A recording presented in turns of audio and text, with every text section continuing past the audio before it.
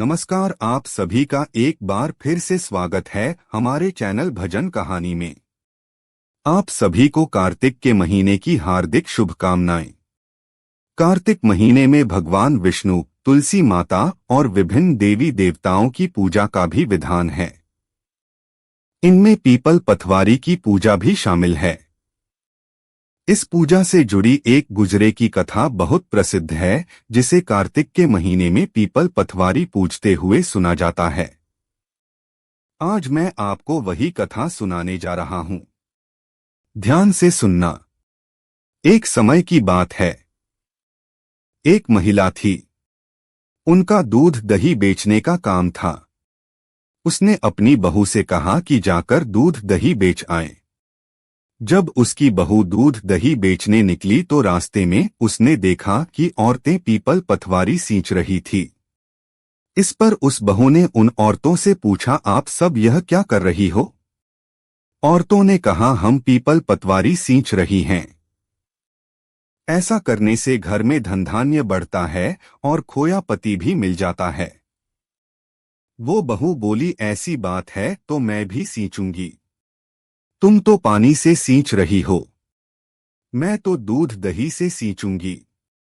अब वो महिला बहू जब दूध दही बेचने निकलती तो दूध दही से पीपल पतवारी को सींचती, और जब सास दूध दही के रुपए मांगती तो वह कह देती, महीना पूरा होने पर हिसाब दे दूंगी।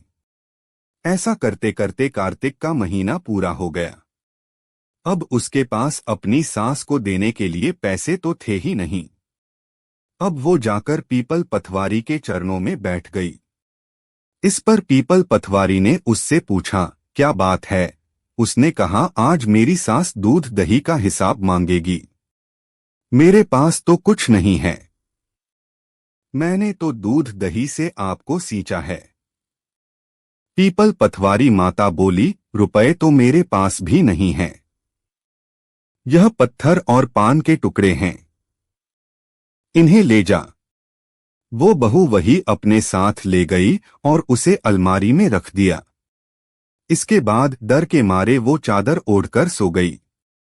कुछ देर बाद जब उसकी सास आई तो बोली, बहू दूध दही के रुपए ला। बहू ने कहा, मैं जो लाई हूं वो मैंने अलमारी में रख दिया है। सास ने अलमारी खोल कर देखा तो उसमें हीरे मोती जगमगा रहे थे। धन का ढेर लगा था। सास ने बहू को आवाज लगाई, बहू इतना सारा धन कहाँ से ले आई? बहू ने आकर देखा तो सच में धन के भंडार भरे थे। इस पर बहू ने सास को सारी बात बता दी।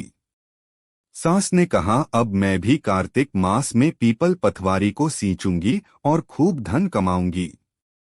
इसके बाद जब कार्तिक का महीना दोबारा आया तो सास भी दूध दही बेचने निकली। अब जब दूध दही बेचने के बाद खाली हांडी बचती उसमें वह पानी डालती और पीपल पथवारी को उसी पानी से सींच देती।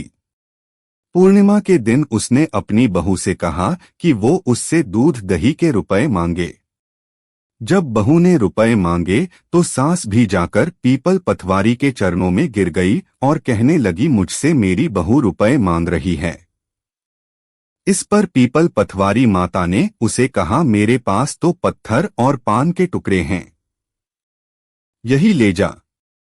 अब सास ने उन्हें ले जाकर अलमारी में रख दिया। इसके बाद जब बहू ने अलमारी खोलकर देखी तो उसमें कीड़े मकोड़े मिले। जब सास ने देखा कि अलमारी में तो कीड़े मकोड़े हो गए, तब सास गुस्से में पीपल पथवारी के पास गई और बोली, बहू को तो धन दिया और मुझे कीड़े मकोड़े, तुम तो बड़ी दोगली हो। इस पर पीपल पथवारी ने कहा, तेरी बहू तो सच्ची थी, सत की भूखी थी, लेकिन तू तो धन की भूखी होकर पीपल पथवारी को सींच रही थी, इसलिए तुझे कोई फल नहीं मिला। तो यह थी पीपल पथवारी की कथा। कार्तिक मास में पीपल पथवारी सींचने की प्रथा कई राज्यों में है। इसे सींचते समय पूरे महीने कथा सुनने का भी विधान है। हे पतवारी माँ, जैसा बहू को फल दिया वैसा सबको देना, और सास को जो फल दिया वह किसी को मत देना। तो दोस्तों, यह थी आज की कथा। आपको आज की यह कथा कैसी लगी?